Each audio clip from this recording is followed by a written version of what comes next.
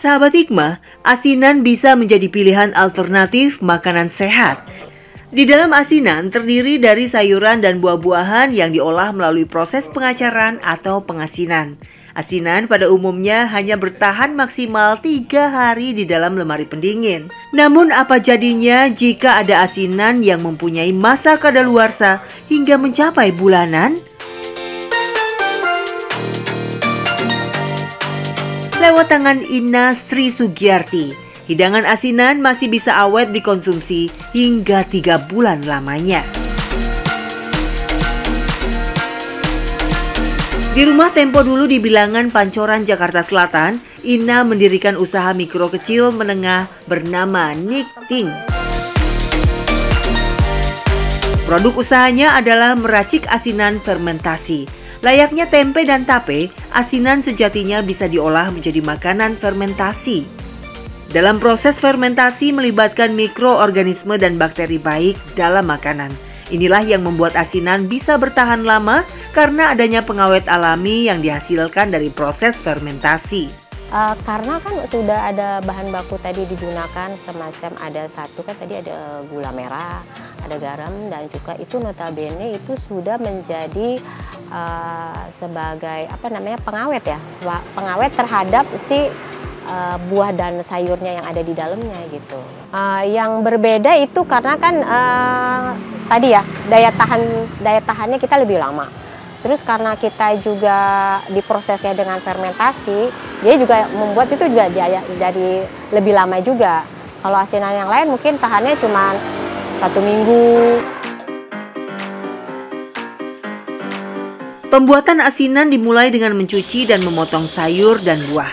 Sayuran yang digunakan terdiri dari bengkoang, ketimun, kol, dan sawi asin. Sedangkan buah yang dipakai adalah nanas sebagai toppingnya. Bumbu yang terdiri dari cabai merah keriting dan kacang di blender dihaluskan. Bumbu yang sudah dihaluskan dicampur ke dalam sayuran dan ditambah air cuka. Selanjutnya diaduk hingga rata.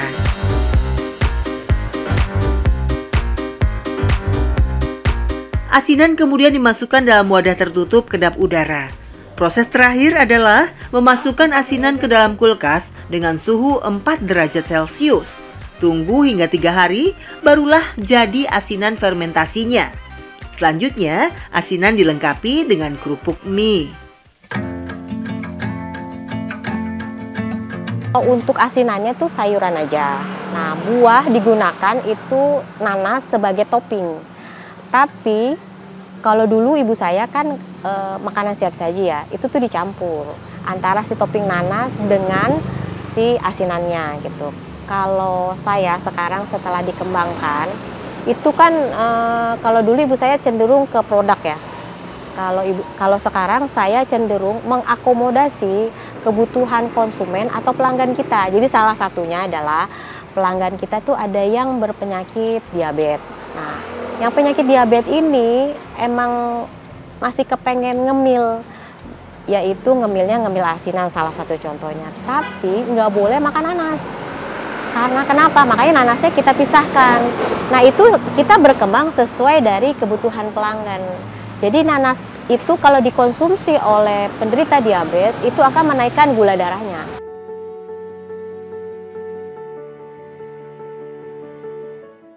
Setiap pengolahan asinan fermentasi, Ina melibatkan tenaga produksi dari kalangan warga yang mempunyai keterbatasan ekonomi. Untuk urusan di dapur, Ina memakai jasa dari wanita separuh baya single parent yang tak memiliki anak.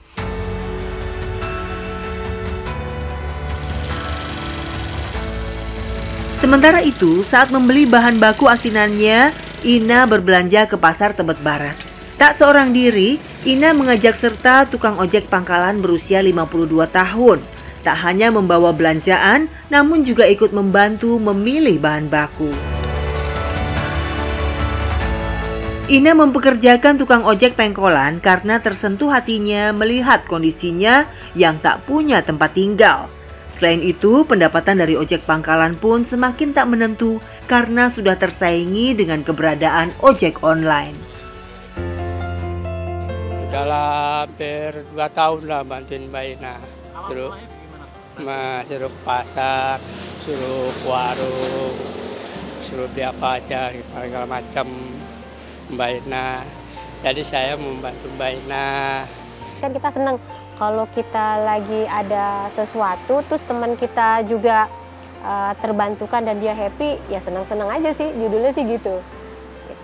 Segi ekonominya kan juga memang minim ya, mereka kan minim. Tapi kalau dengan kita bantuin, satu harian itu kan mereka jadi terbackup. Karena kan gini ya, kalau saya tuh misalnya, kalau ini kan nggak hitung-hitungan hanya cuman biayanya, jasanya dia aja.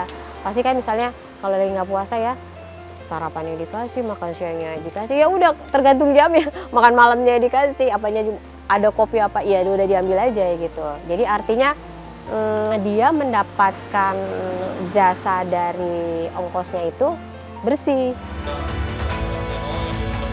Sebelum dipasarkan, asinan fermentasi dilakukan tahapan pengemasan. Tidak menggunakan sembarang kemasan, Ina menggunakan standar food grade. Jenis kemasan ini aman untuk kontak langsung dengan makanan. Food grade mampu membuat cita rasa makanan tidak berubah. Hal ini karena tidak ada migrasi panas dari sinar matahari ataupun lampu saat pengantaran dengan pengemasan food grade. Kalau yang sekarang saya gunakan adalah kemasan food grade. Nah, food grade itu adalah kemasan yang direkomendasi, dia tidak migrasi, rasa makanan itu tidak migrasi atau rasa si plastik tidak migrasi ke makanannya gitu. Jadi dia aman untuk dikonsumsi gitu. Teringat betul dalam benak Ina saat merintis asinan fermentasinya. Pada mulanya, asinan masih dikemas dalam wadah plastik biasa. Secara harga kantong plastik memang terbilang murah, namun justru bisa merusak kualitas asinan. Selain itu, dari tampilan pun kurang menarik, hingga meragukan orang untuk membelinya. Saat menawarkan asinan fermentasi, dirinya pernah mengalami kejadian yang menyakitkan. Ina mendapatkan komentar pedas dari pembeli. Bahkan, asinan fermentasinya sempat dilempar oleh pembeli di depannya. Apaan nih ya Allah? Asinan kok kayak gini? Gak mau deh. Gak. Gak mau. Aku pengen lebih bagus lagi. Gak mau. Kurang bagus. Gak enak juga rasanya. Kayak dilihat juga gak enak. Pengalaman ini begitu membekas dalam diri Ina. Diakui saat itu dirinya masih belum paham mengenai kemasan yang tepat untuk asinan. Akhirnya banyak dikomplain orang. Terus juga tampilannya kan juga kayaknya jelek ya, orang tuh nggak yakin gitu loh. Ini gimana sih? Kok asinan aneh banget gitu? Kok bentuknya kayak begini gitu? Jadi banyak yang hal-hal yang istilahnya nggak percaya gitu dengan si asinan fermentasi atau asinan yang saya coba kembangin ini gitu. Kritikan dari pembeli tak menyurutkan Ina untuk berhenti dari usaha asinan fermentasi.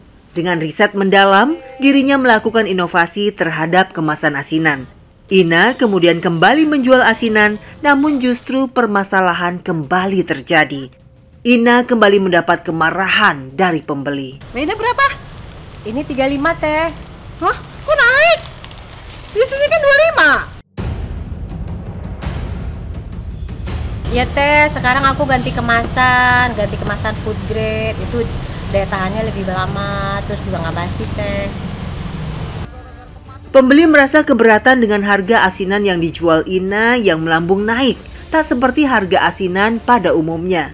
Ina mencoba memberikan pemahaman bahwa harga menentukan kualitas cita rasa asinan. Kenaikan harga disebabkan oleh perubahan kemasan yang menggunakan standar grade food. Kemasan ini dibelinya dari marketplace secara online. Pada akhirnya ya, setelah berjalannya waktu, saya menemukan bahwa ternyata kalau asinan ini difermentasi, yang paling cocok adalah kemasannya itu adalah kemasan food grade.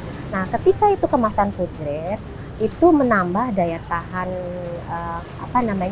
si produk ini menjadi lama. Tapi kekurangannya adalah harganya, jadi lebih mahal gitu. Tapi memang ini PR besar ya, PR besar artinya memang orang harus mengedukasi dulu bahwa ini makanan sehat. Ungkapan pembeli adalah raja. Itulah yang dirasakan oleh Ina saat berhadapan dengan pelanggan. Mereka bisa bebas menentukan pilihan makanan sesuai dengan selera dan minat. Ina juga mengalami kesulitan saat mendapatkan pembeli di saat awal berjualan asinan fermentasi. Dengan bertawakal, berserah diri kepada Allah Subhanahu wa Ta'ala, dan tetap berikhtiar, alhamdulillah, Ina mulai berhasil mendapatkan pelanggan tetap. Mulai dari pekerja kantoran, bahkan sampai kedutaan Malaysia. Sahabat hikmah, setelah semua usaha yang dilakukan, bertawakallah, berserah diri menyerahkan semuanya kepada Allah Ta'ala. Dalam hadis Tirmizi diriwayatkan, saat Rasulullah hendak melaksanakan sholat asar di Masjid Nabawi, ada seorang jamaah yang menaiki unta berwarna merah yang mahal.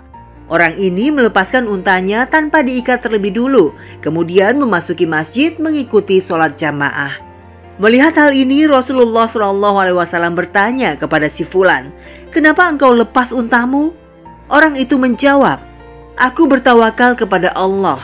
Kalau ditakdirkan meski diikat pun akan hilang, tapi meskipun kami lepas, ia tak akan hilang." Nabi SAW pun bersabda, "Iqilha wa tawakkal." Tambatkanlah terlebih dulu untamu, baru bertawakallah. Kesuksesan Ina dalam menggeluti usaha asinan juga tak terlepas dari doa sang ibu. Bisnis asinan yang dilakoni saat ini merupakan warisan dari sang ibu yang sempat terhenti. Aktivitas padat membuat dan menjual asinan tak melupakan Ina untuk mendampingi dan merawat ibunya yang telah berusia 90 tahun. Hal ini dilakukan sebagai bentuk bakti anak kepada orang tua, sekaligus juga meminta restu dan doa untuk kesuksesan bisnis asinan fermentasi ke depannya. Ibunda tak kuasa menahan air mata atas apa yang telah dilakukan oleh buah hatinya. Mama sekarang dipanjangkan umurnya gitu. Itu menjadi satu kesempatan buat saya, mau diambil nggak? Mau ngerawat mama nggak gitu kan. Nah buat saya sayang ketika kesempatan itu sudah Allah kasih ke kita gitu ya, kalau itu nggak dimanfaatin gitu. Kalau buat saya seneng banget karena mama bisa menyampaikan bahwa yang dulu pernah dia rintis itu pada akhirnya saya bisa teruskan gitu. Keutamaan anak berbakti kepada orang tua ataupun ibu sangat dianjurkan dalam Islam agar menjauhkan diri dari perlakuan durhaka. Sebagaimana ditunjukkan dalam hadis, ketika seorang sahabat ingin ikut berjihad namun meninggalkan orang tuanya yang masih hidup. Dari Muawiyah ibnu Jahimah As-Sulami, bahwa Jahimah pernah datang kepada Nabi SAW lalu bertanya, "Wahai Rasulullah, saya ingin berangkat berperang di jalan Allah dan saya datang untuk meminta nasihat darimu." Rasulullah SAW balik bertanya, "Apakah kamu masih mempunyai ibu?" Jahimah menjawab, "Iya." Rasulullah SAW bersabda, "Rawatlah ibumu, karena sesungguhnya surga itu berada di bawah telapak kakinya." Hadis riwayat Ibnu Juraij. Produk asinan fermentasi turut menghasilkan limbah berupa kulit sayur dan buah yang kerap terbuang begitu saja. Namun bagi Ina, kulit sayur dan buah dimanfaatkan menjadi ekoenzim. Ina mendapat ilmu pengetahuan ekoenzim dari Murni, salah satu rekan di UMKM lintas bidang. Ekoenzim adalah reaksi kimia yang dihasilkan dari sisa organik atau makhluk hidup. Cara membuat ekoenzim yaitu kulit asinan dicampurkan dan direndam dengan menggunakan gula Jawa dan gula aren. Setelah itu difermentasikan dalam wadah tertutup selama 3 bulan. Ekoenzim yang telah jadi bisa dimanfaatkan untuk mencuci sayuran dan buah dari pestisida. Prosesnya jadi itu ada perbandingannya. Jadi kan yang digunakan kan air, terus kulit buah dan sayuran, sama gula merah. Jadi perbandingannya untuk gula merahnya itu 1 bagian kulit buah dan sayurannya 3 bagian, airnya 10 bagian. Jadi 1:3:10. Sahabat Hikmah, setiap manusia selalu menginginkan kesuksesan dalam bisnis dan usahanya. Kesuksesan bisa diraih tak hanya berencana, namun perlu ada tindakan nyata dengan berikhtiar mencapai keberhasilan. Seperti yang dilakukan oleh Tri, pengusaha limbah sampah kertas, dan Ina, pembuat asinan fermentasi yang dirintis dan dikembangkannya. Bahkan, kesuksesan yang mereka raih tidak hanya bermanfaat untuk diri sendiri, namun juga bisa memberikan keberkahan bagi banyak orang. Apalagi jika bisa menolong sesama dari kesulitan hidup. Semoga dari tayangan kedua narasumber ini dapat membawa inspirasi dan hikmah yang bisa dipetik. Menggali hikmah, menuai berkah. Wassalamualaikum warahmatullahi wabarakatuh.